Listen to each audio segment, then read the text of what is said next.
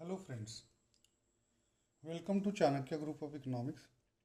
आज हम लोग जो 30 सितंबर को मतलब जो जून 2020 का एग्ज़ाम जो 30 सितंबर को हुआ था, उसमें जो मैथमेटिकल इकोनॉमिक्स और इकोनोमेट्रिक्स और स्टैटिस्टिक्स के जो क्वेश्चंस आए थे उनको कैसे सॉल्व करना है उसको डिस्कस करेंगे। So let's start today's discussion. तो फर्स्ट क्वेश्चन जो है इसमें जो एक आया था, ये मैट्रिक्स डिटर्मिनेंट से जो है वो आया था। इसमें एक असर्शन दिया हुआ है और एक रीजनिंग दिया हुआ है और ये बताना है कि ये दोनों करेक्ट है और क्या असर्शन का रीजनिंग जो है वो करेक्ट एक्सप्लेनेशन दे रहा है या नहीं दे रहा है, क्या असर्शन करेक्ट है, रीजनिंग गलत है। तो ये चार ऑप्शन दिए हैं, इसको हम लोगों को देखना है।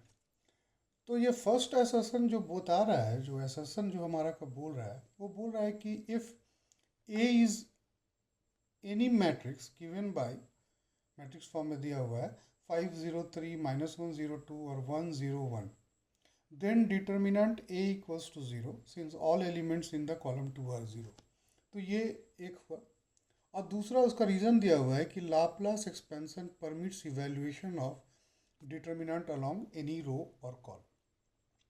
तो ये रीज़न जो है, ये अपने आप में एक स्टेटमेंट जो है, रीज़न जो है वो करेक्ट है, क्योंकि लाप्लास एक्सपेंशन से ही हम लोग जो है वो बताता है कि हम किसी भी रो या किसी भी कॉलम के थ्रू जो है इसको किसी भी डिटर्मिनेंट को एक्सपेंड करके उसका वैल्यू निकाल सकते हैं।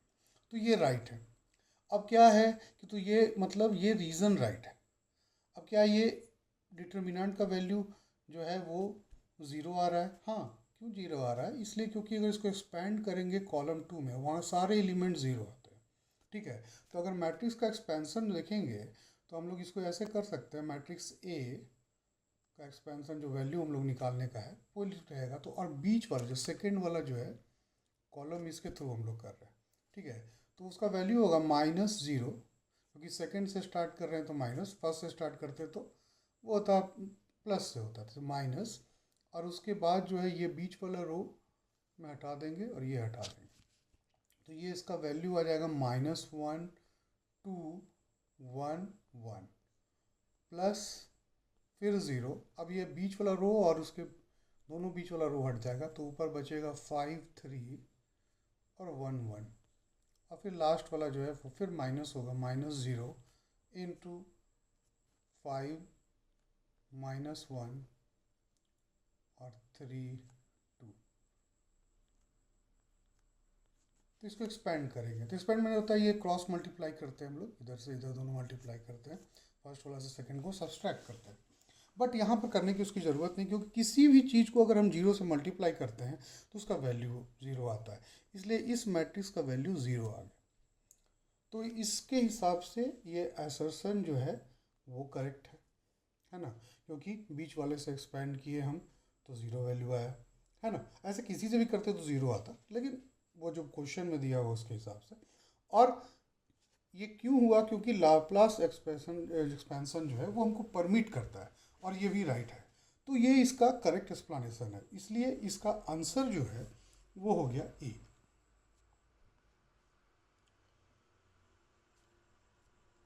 नेक्स्ट, ये जो सेकंड क्वेश्चन है मेरा, वो है यहाँ पर साइमल्टेनियस इक्वेशन से। उसमें हमको जो है ऑर्डर कंडीशंस जो है उसको देखते हुए, है ना, हमको ऑर्डर कंडीशन से फर्स्ट इक्वेशन, इक्वेशन मेरे पास है 1 2 3, 3 इक्वेशन है, तो इसमें से फर्स्ट इक्वेशंस को हमको ये वाले को आइडेंटिफाई करना है कि क्या वो मेरा जो है ओवर आइडेंटिफाइड है, अंडर आइडेंटिफाइड है, एग्जैक्टली आइडेंटिफाइड है, या इन्फॉर्मेशन सफिशिएंट नहीं है, ये हमको मेन पूछ रहा है। ठीक है, तो इसको करने के लिए हम लोगों के पास जो है तरीका ये है, वो ये है कि रूल्स ऑफ आइडेंटिफिकेशंस में हम लोग जाएं, और ये ऑर्डर कंडीशन पूछ रहा है, तो ऑर्डर कंडीशन जो है वो मेरा फॉर्मूला है ये वाला, k minus M greater than equals to g-1, है ना, ये इस फॉर्मूला में। तो ये k क्या है? तो k जो है वो total number of variable in the structure, जो वो तीन इक्वेशन जो है उसको स्ट्रक्चरल इक्वेशन बोला है, तो उसमें कितना मेरा इंडोजिनस वेरिएबल है, कितना मेरा एक्सोजेनस, है ना, वेरिएबल है, वो k है। दूसरा जो m है वो जिस इक्वेशन है ना, उसको हमको आइडेंटिफाई करना है। वहाँ मेरा फर्स्ट इक्वेशन को करना था, तो उसमें जो है कितना जो है इंडोजेनस और एक्सोजेनस वेरिएबल है वो बता रहा है। जी जो है वो नंबर ऑफ इक्वेशंस हमको बता रहा है ना। तो अभी हम लोग देखते हैं इसी हिसाब से। तो हम लोग को देखना है पहले क्या है, फाइंड करना है, हम लोगों को फाइंड करना है पहले कि, उसके बाद हमको फाइंड करना है यहाँ पर m, और फिर फाइंड करना है जी तो हम लोग को 3 इक्वेशन है, इसलिए जी का वैल्यू जो है वो 3। जितना endogenous variable y1 y2 y3 वो भी 3 है। तो y1 y2 y3 इंडोजेनस, और x1 x2 x1 x2 x3, इसमें भी x3 तो ये सेम ही है, तो ये 3। तो 3 इंडोजेनस 3 एक्सोजेनस, तो k का वैल्यू हो जाएगा 3 + 3 6।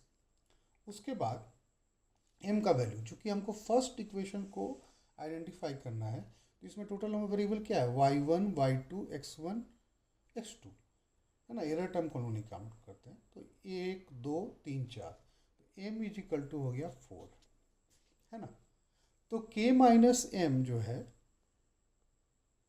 वो हो गया 6 - 4 = 2, और g - 1 3 - 1 = 2। तो इसका मतलब क्या हुआ, k - 1 = g - 1 है ना। अब जब k - 1 g - 1 के बराबर आ जाता है, तो ये एग्जैक्टली आइडेंटिफाइड, तो इसका आंसर हो जाएगा एग्जैक्टली आइडेंटिफाइड। वही अगर k - m बड़ा हो जाता g - 1 से, तो वो ओवर आइडेंटिफाइड हो जाता, और वही k - m जो है छोटा हो जाता g - 1 से, तो ये अंडर आइडेंटिफाइड हो जाता। तो ये सारे कंडीशंस है। तो ये हम लोग, ये इसमें जो है हम लोग अपने जो चाणक्य ग्रुप का जो है उसमें हम लोगों का वीडियोस जो है बना हुआ है, उसमें हम लोगों का दिया हुआ है रूल्स ऑफ आइडेंटिफिकेशन जो है, वो हम लोग इकोनोमेट्रिक्स में इसको बना हुआ है, इसी टाइप का वो रहता है। ठीक है, तो अभी चलते हैं नेक्स्ट क्वेश्चन की तरफ। यहाँ पे ये भी दिया हुआ है कि जो k - m और g - 1 बराबर हो जाए, तो ये इक्वेशन जो है एग्जैक्टली आइडेंटिफाइड होगा।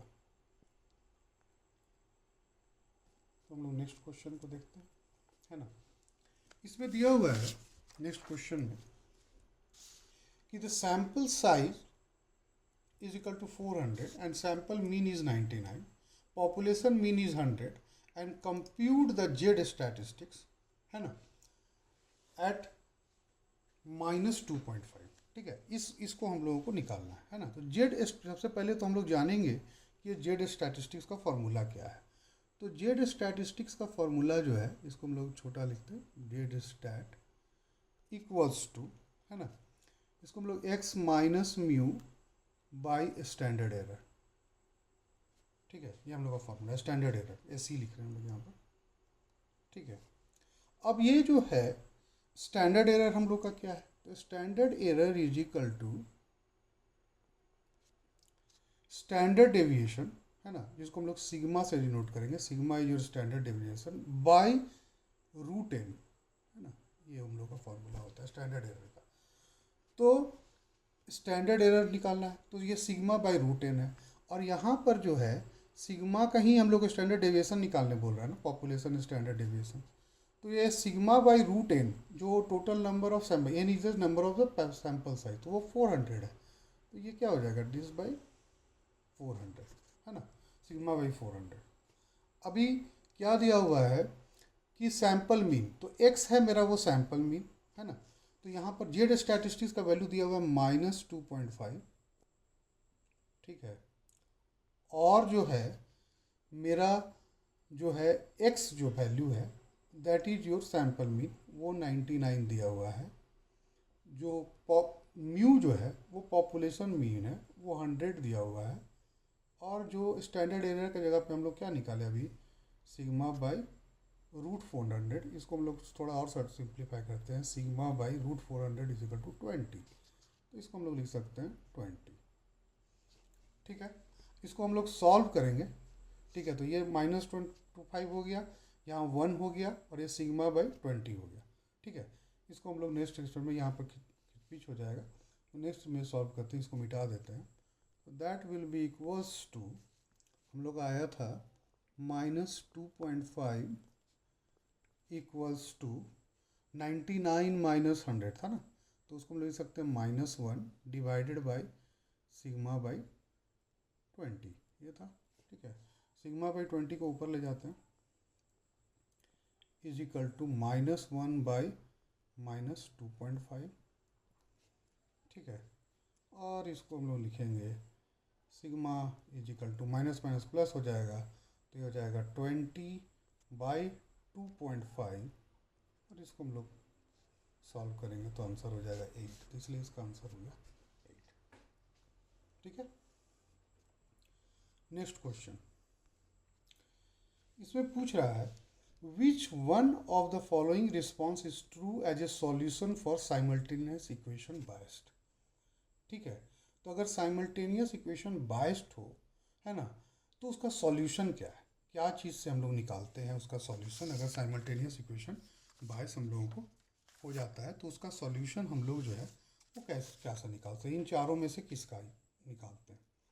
ठीक है, तो यहाँ पर तो अगर हम लोग देखें तो ये जो OLS मेथड है ना, ये तो सिंपल रिग्रेशन जो होता है, जो सारे एजम्पशंस है ना, जो एरर टर्म के सारे एजम्पशन को फुलफिल करता है, तभी मेरा OLS मेथड ठीक रहता है। लेकिन OLS नहीं लग रहा है, इसलिए साइमल्टेनियस इक्वेशन बायस्ड हो गया। साइमल्टेनियस इक्वेशन है तो उसमें OLS लगाएंगे तो वो दिक्कत होगा, दैट वो जो प्रॉब्लम आता है उसको हम लोग साइमल्टेनियस इक्वेशन बायस्ड करते हैं, तो OLS नहीं लगेगा, तो ये तो आंसर नहीं हो रहा है। दूसरा, प्रिंसिपल कंपोनेंट मेथड जो है वो है ना, वो हमारा जो है मल्टीवेरिएट एनालिसिस में यूज होता है।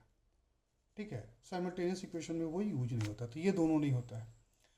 तो यूज कौन सा होता है, 2SLS मेथड और full information maximum likely method, ये दोनों यूज होता है। तो ये दोनों ऑप्शन मेरा कौन सा है, तो ये दोनों मेरा ऑप्शन जो है C एंड D, तो आंसर इसका जो है 3 है।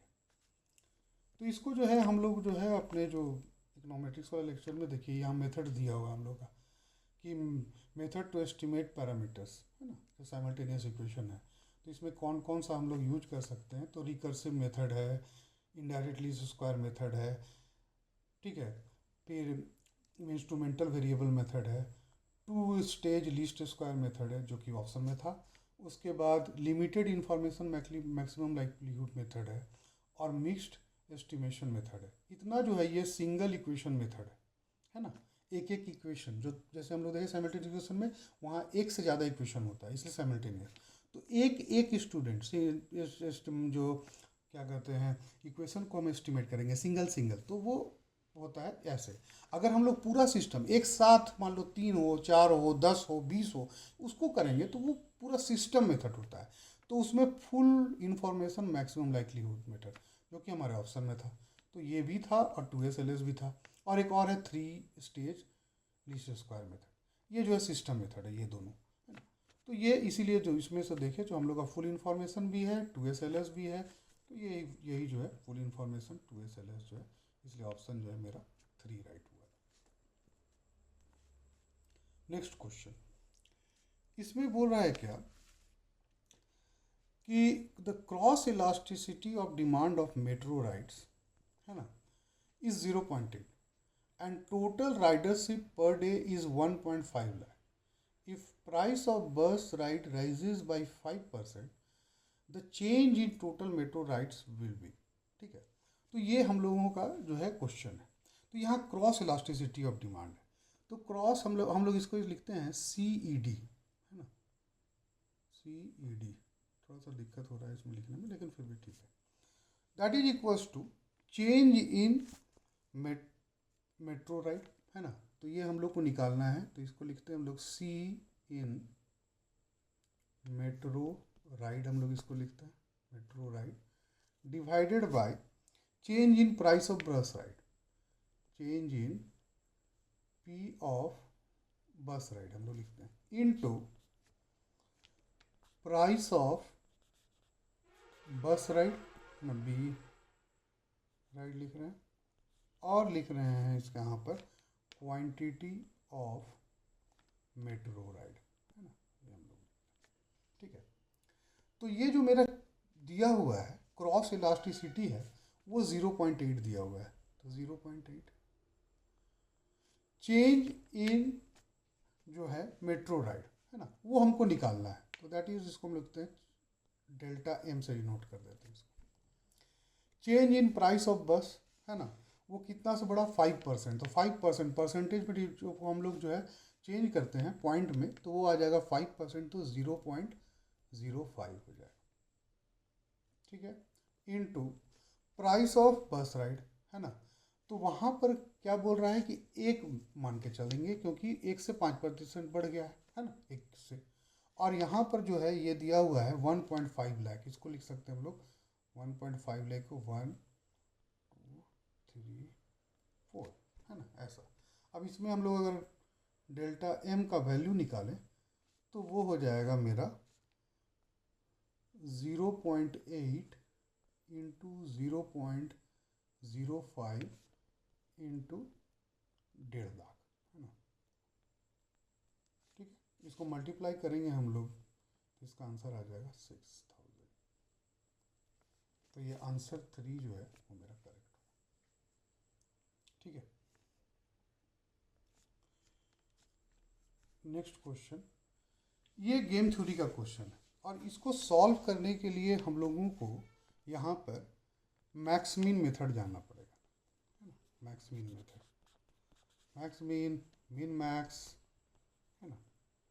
और जो गेम थ्योरी का हम लोगों ने चाणक्य ग्रुप का जो वीडियो अपलोड किया है उसमें हम लोगों ने इसको डिस्कस नहीं किया है, तो इसका आंसर 2 है, ठीक है।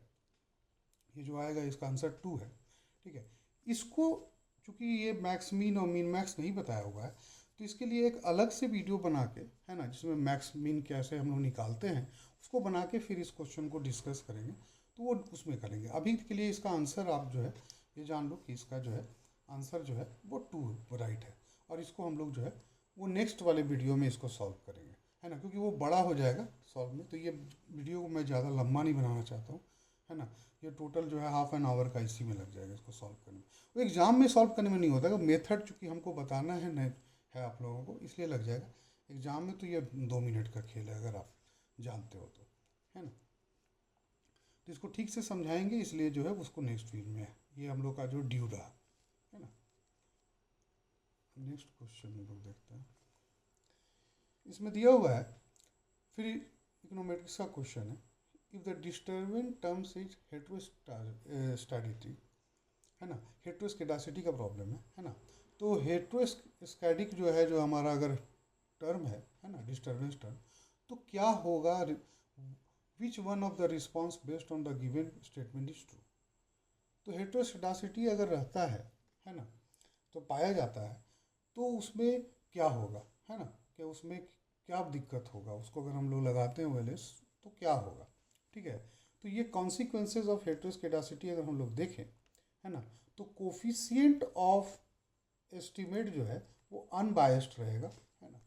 तो यहाँ पर जो है बायस्ड लिखा हुआ है, तो ए ऑप्शन तो होना नहीं है। दूसरा क्या है, OLS estimate does not have the minimum variance property, तो देखो डू नॉट, तो बी होगा, ठीक है। टेस्ट ऑफ सिग्निफिकेंस थर्ड है, one can not apply a formula of variance of parameter since the variance is very large it is difficult to conduct the test of the significance. तो इसका मतलब है test of significance जो है वो inaccurate होगा, नहीं कर सकते हैं, तो बी और सी जो है वो राइट है। और ओ एल एस इनकन्सिस्टेंट नहीं होता है, वो इनएफिशिएंट होता है यहाँ पर। तो यहाँ पर जो है इसका आंसर जो है इसका हम लोगों का बी एंड सी ये दोनों करेक्ट है, तो ये बी एंड सी ट्रू, ठीक है। नेक्स्ट क्वेश्चन है हम लोगों का, टोटल रेवेन्यू फंक्शन दिया हुआ है, टोटल कॉस्ट फंक्शन दिया हुआ है, 4 ऑप्शन दिए हुए हैं, इनमें से कौन सही है ना। तो हम लोग पहले जो है टोटल रेवेन्यू फंक्शन को लेते हैं। तो टोटल रेवेन्यू फंक्शन जो है वो दिया हुआ है T R equals to 1400 Q minus 6 Q square, ठीक है। तो इससे हम लोग जो है पहले मार्जिनल रेवेन्यू निकालते हैं, मतलब क्या, इसको डिफ्रेंशिएट करेंगे। इसको डिफ्रेंशिएट किए तो ये हो जाएगा 1400 माइनस 12 क्यू, है ना। अब यहाँ क्यू का वैल्यू दिया हुआ है 100, तो 100 इंटू 12 1200, तो एम आर का वैल्यू हो जाएगा 1400 माइनस 1200 हो जाएगा 200, ठीक है। उसी तरह हमको टोटल कॉस्ट का वैल्यू दिया हुआ है 1500 प्लस 80 क्यू, ठीक है। तो मार्जिनल कॉस्ट हो जाएगा, इसको डिफरेंशिएट करेंगे तो उसका वैल्यू आ जाएगा 80, ठीक है। अब हमको इतना ही ज़रूरत है, इससे ज़्यादा ज़रूरत नहीं है। तो M R is greater than M C, exact ये एम आर जो है वो मेरा 200 आ रहा है, एम सी जो है वो कितना आ रहा है 80 आ रहा है, तो ये अब तो राइट है। दूसरा बोल रहा है M C is equal to 80, या ये भी राइट है। M R is less than, ये रॉन्ग हो गया। एम आर बराबर है, ये रॉन्ग हो गया। तो क्या हुआ, ए और बी कौन सा, फर्स्ट वाला। तो ये आंसर हम लोग का हो गया फर्स्ट वाला, तो ये हम लोग का फर्स्ट वाला में जो वो करेक्ट आंसर है। नेक्स्ट क्वेश्चन, इसमें दिया हुआ है कि what will be the equilibrium level of income of the data given below for an economy, है ना। तो इसमें जो है हम लोगों को इनकम निकालना है ना।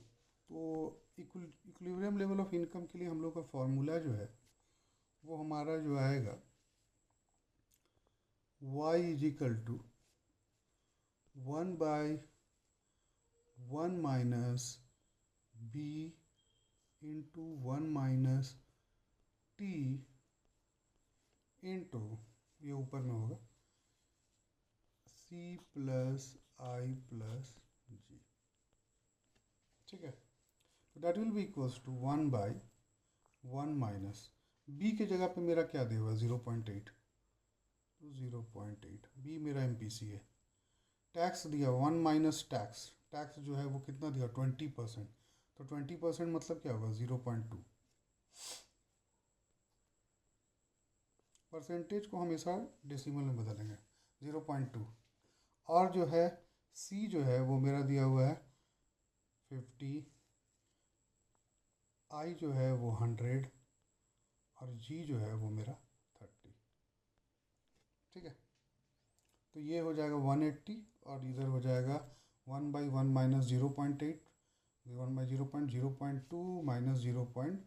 जो है 8 इंटू जो ये हो जाएगा तुम्हारा 0.30, 1.036 इंटू 180, इसको हम लोग सॉल्व करेंगे तो आंसर आ जाएगा 500। तो आंसर इसका सी। इजी है, बस आपको फॉर्मूला याद रहेगा तो जो है इसको हम लोग इजीली कर सकते हैं। नेक्स्ट क्वेश्चन है, उसमें बोल रहा है कि if no industry sector draw its own output as input, है ना। No industry sector draws is own output as input, then the principal diagonal element in the technological coefficient matrix will be. तो वो बोल रहा है कि know industry, है ना, जो ओन आउटपुट है उसको ड्रॉ ही नहीं कर रहा है एज ए इनपुट पे, तो प्रिंसिपल कंपोनेंट जो है वो मेरा क्या होगा, ठीक है। तो ये जो है हम लोगों का इनपुट आउटपुट एनालिसिस का है, ठीक है। तो यहाँ पर जो है हम लोगों का ये जो मैट्रिक्स है इसमें जो ये मेन डायगोनल इसी को बोल रहा है 1 माइनस A1 1 1 माइनस A2, तो ये ओन वाला है, ठीक है। तो उसको अगर ड्रॉ नहीं करता है तो 1 - 1 जैसा सारा जो है वो बीच वाला जो है वो ज़ीरो हो जाएगा, ठीक है।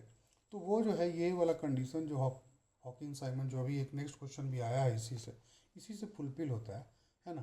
तो वो बीच वाला जो है वो ज़ीरो होगा, ये प्रिंसिपल डायगोनल इसी को बोलते हैं, ये वाला ये जो आ रहा है ना बीच वाला,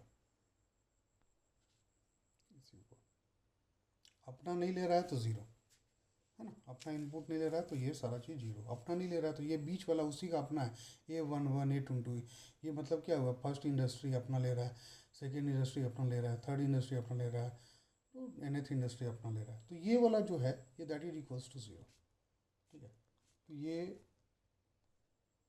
जो है हम लोगों का इसका आंसर जो होगा वो होगा ज़ीरो।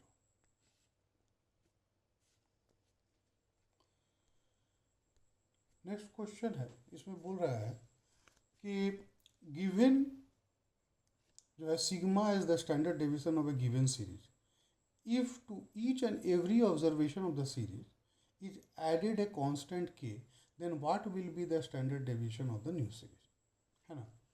तो यहाँ पर ये 4 ऑप्शन दिया हुआ है। हम लोग ये जानते हैं, है ना, कि जो भी स्टैंडर्ड डेविएशन जो होता है, standard deviation is independent of change of origin but not of scale, है ना। चेंज ऑफ ओरिजिन से मतलब ये होता है ना, independent of change of origin से मतलब उसमें कुछ जोड़ दिया जाए या कुछ घटा दिया जाए, एक कांस्टेंट को उसमें जोड़ दिया जाए या घटा दिया जाए, है ना, तो वो उससे स्टैंडर्ड डेविएशन को कोई फर्क नहीं पड़ता है। और इंडिपेंडेंट ऑफ स्केल का मतलब होता है कि उसको मल्टीप्लाई या डिवाइड कर दिया जाए एक कांस्टेंट से, तो उसको कोई फर्क नहीं पड़ता है। तो जो हम लोग का जो कोरिलेशन जो है और मीन जो है वो दोनों ही जो है independent of origin and scale होता है, लेकिन स्टैंडर्ड डेविएशन जो होता है वो इंडिपेंडेंट ऑफ ओरिजिन होता है और बट नॉट ऑफ स्केल होता है। तो यहाँ पर चूंकि ये के उसमें ऐड हो रहा है, मतलब वो ओरिजिन का बात कर रहा है, तो उससे इंडिपेंडेंट है, तो कुछ उसमें कांस्टेंट जोड़ दिया जाए या घटा देने से कोई फर्क नहीं पड़ेगा, है ना, स्टैंडर्ड डेविएशन का वैल्यू वही रहेगा। तो इसका आंसर जो है वो 3। इसको याद रखना है कि standard deviation is independent of change of origin but not of scale. Coefficient of correlation is independent of change of origin and scale. Mean is independent of change of origin and scale. Next question, ये बीच में कहाँ से आ गया ये तो money का question है, तो इसमें चलो इसको भी कर लेते। High powered money is the source of all forms of money that impact the money supply.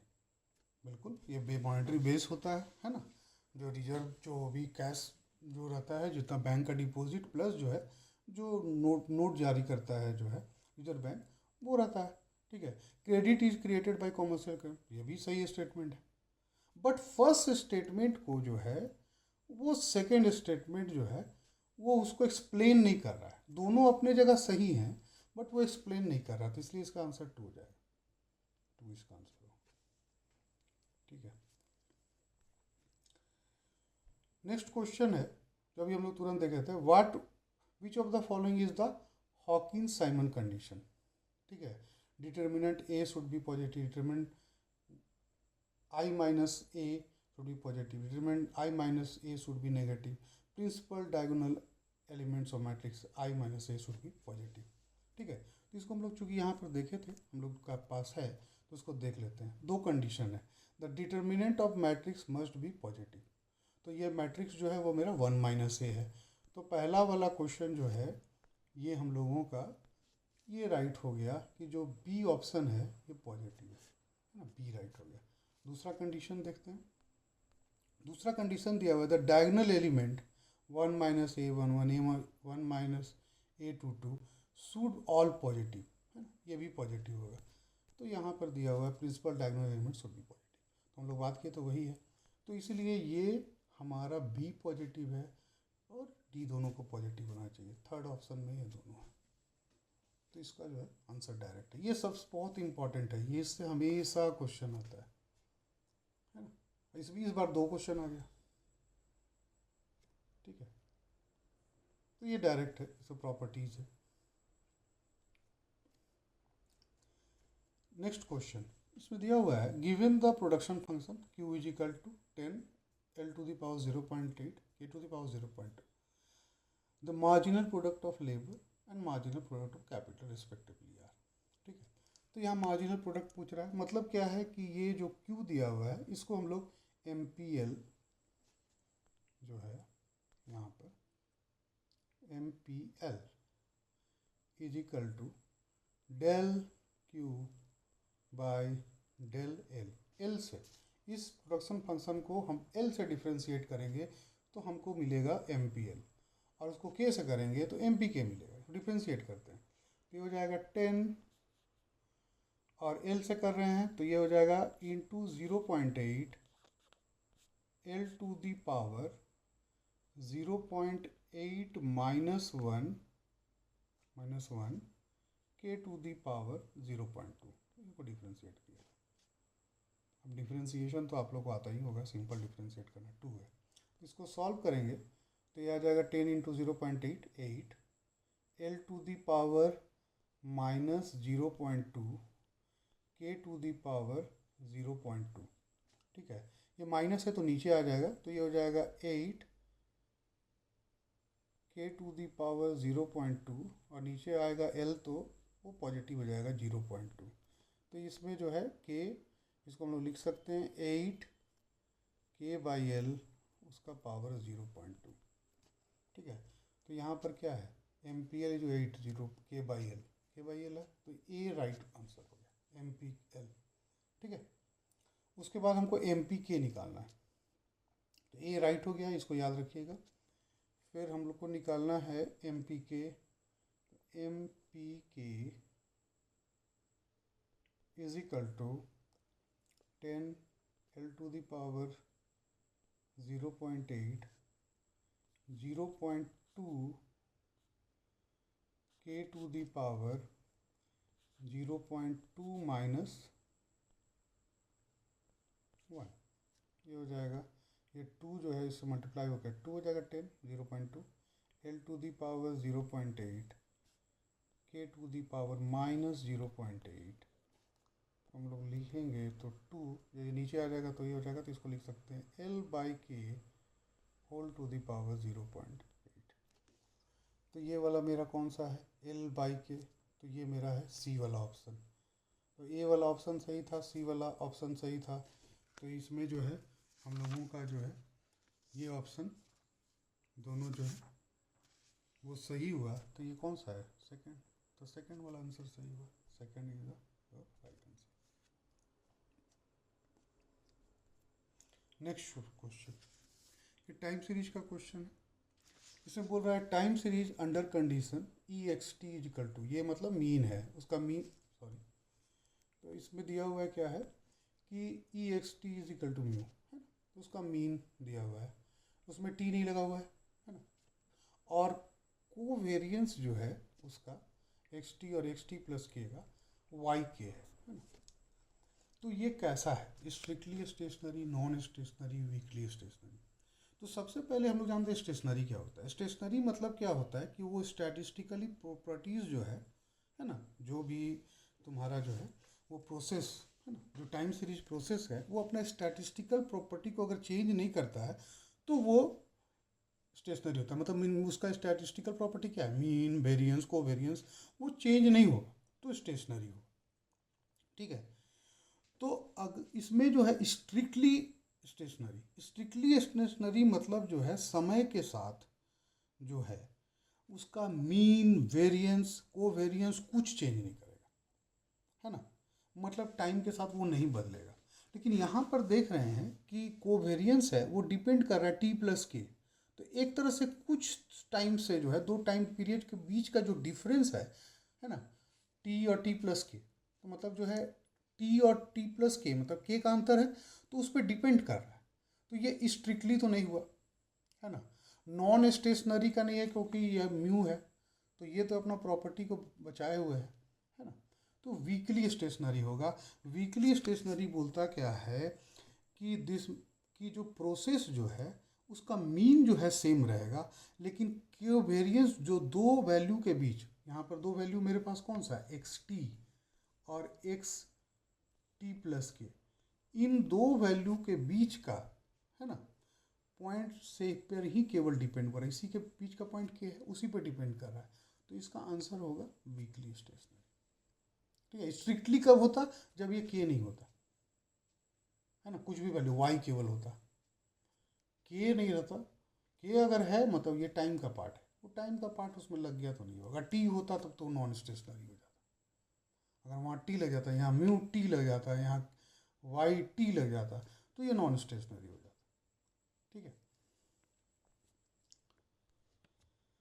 Next है मैच लिस्ट करने के लिए आया था कि ये सैम्पल मीन दिया हुआ है और उसका स्टैंडर्ड एरर क्या होता है। ठीक है, तो इसको हम लोग अगर देखें तो सैम्पल मीन, तो सबसे पहले एकदम सीधा सीधी सैम्पल मीन का स्टैंडर्ड एरिया सिग्मा, जो अभी हम लोग अभी बनाए भी थे प्रॉब्लम, ये स्टैटिस्टिक्स वाला है ना, standard error is equal to sigma by root N करके बनाए थे। तो उसका तो 1 का 3 हो गया, ए का 3। ठीक है, ये हो गया। सैम्पल वेरिएंस का है, वो वेरिएंस है, सैम्पल है ना, सैम्पल है, तो यहाँ पर 2 हो जाएगा, जहाँ सैम्पल होगा वो 2 का बात करेगा, तो ये सेकेंड वाला इसका है। ठीक है, difference of 2 independent sample means, तो 2 इंडिपेंडेंट सैम्पल मीन का डिफरेंस है ना, इंडिपेंडेंट सैम्पल मीन्स का डिफरेंस है, तो ये थर्ड होगा। और difference of 2 independent sample standard deviation, तो स्टैंडर्ड डेविएशन क्या होगा, तो जहाँ स्टैंडर्ड डेविएशन होगा तो वहाँ 2 हो रहा है, सिग्मा स्क्वायर का 2 जहाँ, तो स्टैंडर्ड डेविएशन जहाँ आएगा वहाँ 2 लगेगा। सिंपल देख लो फॉर्मूला में, तो ये वाला ऑप्शन क्या हो रहा है, ए का 3 है ना, बी का 4, बी का 4 है ना, और सी का 2 और डी का 1, तो ये ए वाला ऑप्शन होगा इसका। ठीक है, तो ये इसका ये ऑप्शन सिंपल। तो हर कोई का देखना है। अब इसमें क्या होता है कि बहुत तरह में अलग अलग टाइप का क्वेश्चन होता है, ये अपने आप में एक नया टाइप का क्वेश्चन जो है इस बार आया था कि स्टैंडर्ड एरर पे, है ना, स्टैंडर्ड एरर 2 बार, एक बार वैल्यू निकालने दे दिया पहले में जेड स्टैटिस्टिक्स निकालने के लिए, और यहाँ पर भी पूछ लिया इस पर। अब ये नहीं ज़रूरी है कि हम स्टैंडर्ड एरर के बारे में सब कुछ जान जाए, कुछ भी एक आध क्वेश्चन ऐसा होता है जो कि आपको जो है थोड़ा सा अलग जो है पिछले नहीं आया होता उस होता है, लेकिन जनरली मैथमेटिकल इकोनॉमिक्स और स्टैटिस्टिक्स के क्वेश्चन और इंफॉर्मेटिक्स के वो पहले से आया होता है। मैक्सिमम चांस होगा कि अगर 15 क्वेश्चन है तो आपको जो है उसमें से 12 क्वेश्चन जो है आपको जो जानते हैं वैसा ही आता है, बहुत ज़्यादा रिपीटेटिव होता है खास करके इनका। नेक्स्ट क्वेश्चन है, यहाँ पर टोटल कॉस्ट दिया हुआ है और total cost equal to Q cube minus 10 Q square plus 60 Q, and what will be the minimum average cost and at what level output will the minimum cost occur, है ना, ये पूछ रहा है। तो हमको यहाँ सिंपल है कि ये टोटल कॉस्ट को जो है एवरेज कॉस्ट बनाना है, पहला काम तो ये करना है, टोटल कॉस्ट को हम लोग जो है एवरेज कॉस्ट बनाते हैं। तो इसको पहले average cost is equal to total cost divided by Q, है ना, पहला तो यही होगा। तो क्यू से सबको डिवाइड कर देते हैं, तो मेरा एवरेज कॉस्ट हो जाएगा, क्यू क्यूब को क्यू से डिवाइड करेंगे तो हो जाएगा क्यू स्क्वायर, 10 क्यू स्क्वायर को डिवाइड करेंगे तो 10 क्यू, और 60 क्यू को डिवाइड करेंगे तो वो 60। तो एवरेज कॉस्ट मेरा ये हो गया। अब मिनिमम पूछ रहा है, मिनिमम पूछने के लिए हम लोग क्या करना पड़ेगा, डिफ्रेंशिएट करना पड़ेगा, तो D L C by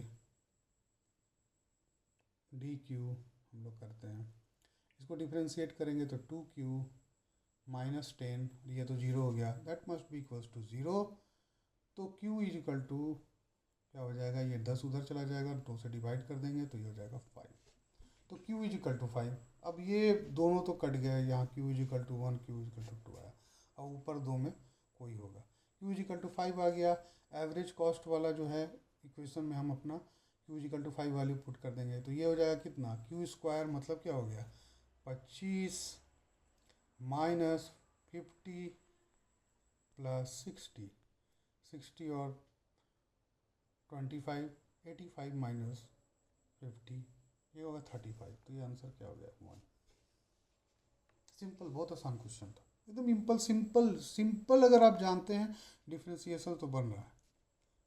उसलिए integration से इस बार क्वेश्चन नहीं पूछा, कंज्यूमर सरप्लस, तो इंटीग्रेशन भी सिंपल वाला जानना जरूरी है, कंज्यूमर सरप्लस प्रोड्यूसर सरप्लस कैसे निकालते हैं।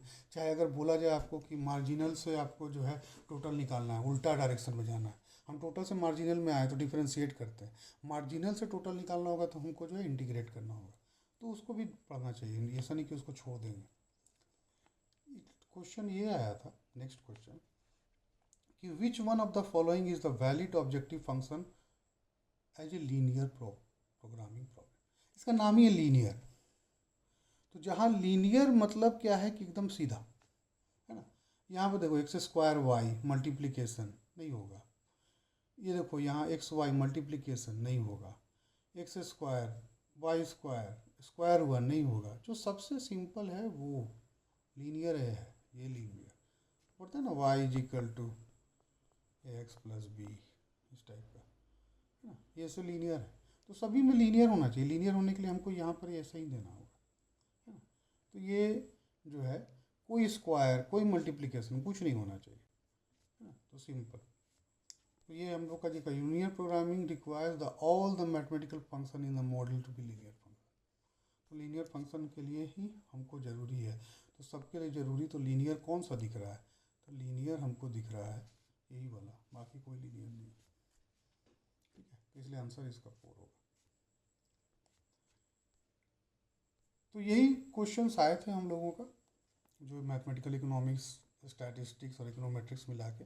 एक क्वेश्चन जो आपका रह गया है ना, उसको हम लोग जो है डिटेल में मैक्समिन करके बनाएंगे गेम थ्योरी वाला, और उसको ढंग से समझाएंगे, ताकि जो है आगे जो है उसमें कुछ और भी हम लोग ऐड कर देंगे, कि गेम थ्योरी का एक आध और उसमें क्वेश्चन ऐड करके एक नेक्स्ट वीडियो आपको बना के करेंगे। सो थैंक यू, होप आपको अच्छा लगा होगा एक्सप्लेनेशन। Thank you.